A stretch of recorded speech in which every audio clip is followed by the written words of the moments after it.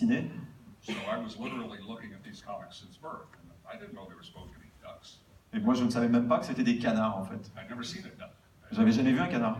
I thought they were people. Pour lui, c'était des gens. And I was sure that they looked kind of strange, but I was sure the other people in Duckburg were people. They had black noses, but I just thought that's how our cartoonist drew a human with a black nose. Voilà, puis il y en avait d'autres qui avaient un nez noir, et puis il s'est dit, bah oui, c'est juste des humains avec des nez noirs. So it was, this is what Morgan was saying, I just never had any trouble treating them like human beings in the real world, with real emotions. Moi, je les traitais comme, et je les traite comme des êtres humains dans un vrai monde avec de vraies émotions. And putting them in dramatic adventures, dramatic backgrounds, like in the old movies I grew up with.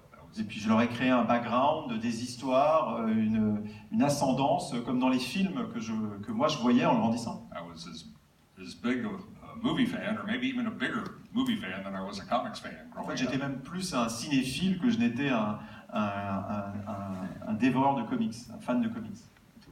So if that's what he was saying, that's right.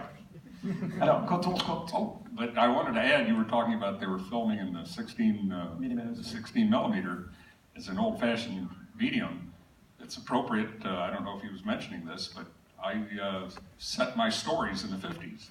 I always did, because I might have not have been reading them. I would have been reading them more in the late 50s and early 60s, but the comics that I was reading went all the way back to the late 40s, my sister's comics.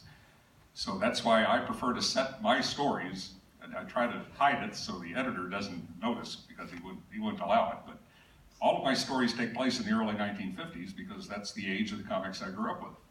So it's appropriate to shoot it in 16 mm. Lui Don Rosa trouve qu'effectivement c'est une bonne chose que ce documentaire soit filmé en 16 mm, parce que ça correspond à l'époque dans laquelle il plonge son histoire de Picsou, puisque lui, toutes ses histoires se déroulent dans les années 50. Pourquoi même le début des années 50? Pourquoi le début des années 50? Parce que c'était exactement l'époque où il lisait lui-même les Picsou. Quand il a grandi, voilà, quand il était enfant, c'était dans les années 50 et il lisait ça, mais en même temps il le cache. Il n'a jamais dit à son éditeur qu'en fait ces histoires se passaient dans les années 50, parce que l'éditeur n'aurait jamais accepté de faire un tel saut dans le passé.